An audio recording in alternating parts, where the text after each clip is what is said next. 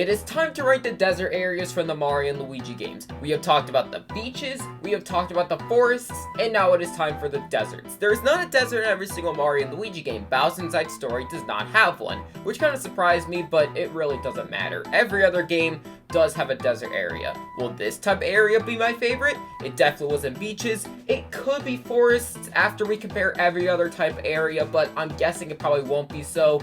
Will it be deserts? We shall see in this video. Let's get started. But before we actually get started, make sure to like the video, I'd appreciate that. And also make sure to subscribe, I'd appreciate that as well. But other than that, let's actually get started.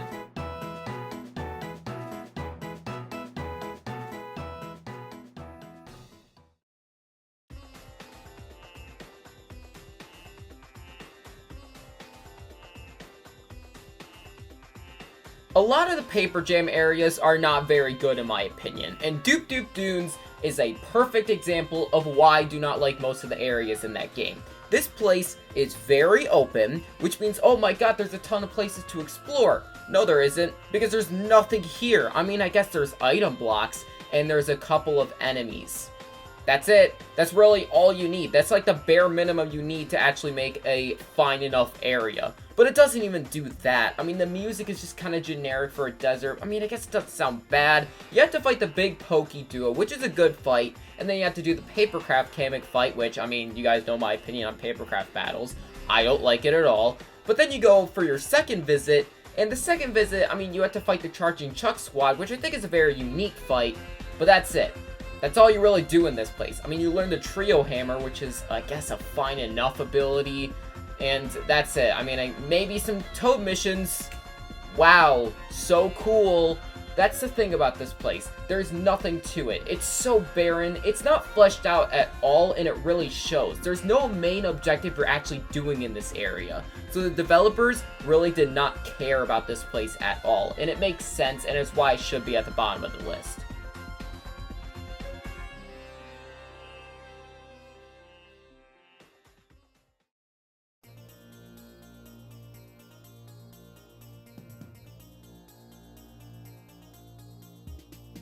Every single time I play Partners in Time, Gritty Desert just bothers me. I mean, I don't completely dislike it. It's definitely not as bad as Doop Doop Dunes, as you can clearly tell, but I just don't like going through this place. Every single time I play a Mario and Luigi game, I like killing every single enemy I see.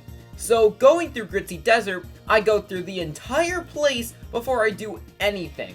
And there are so many enemy fights, it is ridiculous. I'm pretty sure you're supposed to go one way with the bros and one way with the babies. Again, I don't do that. So because of that, the place is very tedious. And the enemies are not that great here either. I mean, I guess you do the dry bone statues, which isn't the worst concept in the world. And the cutscene here with the Shroobs is pretty good. But that's it. This place is kind of overrated, mainly because of the music. And for me personally, I think the music is fine enough. I mean, it fits, but it's not really anything that stands out to me personally. And that's really it about this area. It's just a place that bothers me for a way that I play a Mario and Luigi game. Objectively, it's not the worst area in the world, and it's definitely not even close to Doop Doop Dunes in quality, but the top two areas are much better than Gritty Desert in my personal opinion.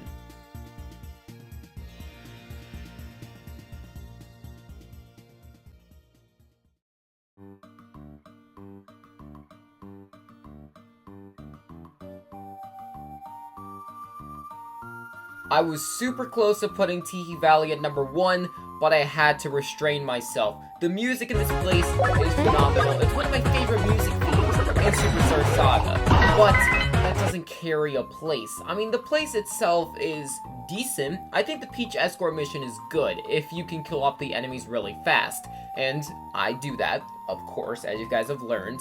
And then you have the second visit, which is just the pirate ship, and you do the minigame, which is kind of fun, but that's really the only thing you do there, and then it gets sent into the ocean. You're not in Tiki Valley anymore. But then the third visit, you just have the Popple and Birdo fight, which is a good fight, and obviously with the first video of Trunkle, which is also a pretty good fight in my opinion, but that's it.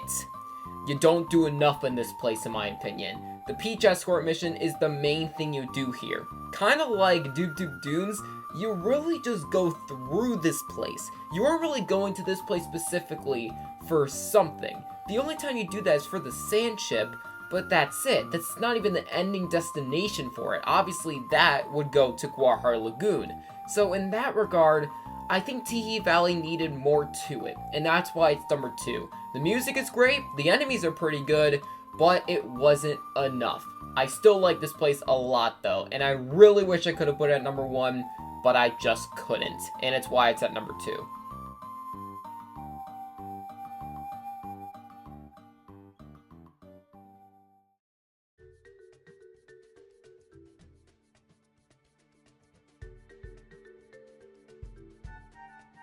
As time goes on, I'm starting to realize how underrated Dozing Sands is. This place is great. It has great music and great enemies, which is already a great start. But the first visit, even though it is kind of slow because the beginning of Dream Team isn't the greatest, this place has some great concepts. You have to get 4 Dozites to get to the Dreamstone pedestal. Great. An objective, something that's been missing from some of these areas. But there's also some cool concepts tied to them, which is very interesting. The main thing to really mention is that you have the huge mechanical drill, which is really fun to ride around in. I mean, you literally use it to break rocks, you can go in different directions, you can launch yourself, and it's just very fun to use overall. It's very easy to control, which is nice.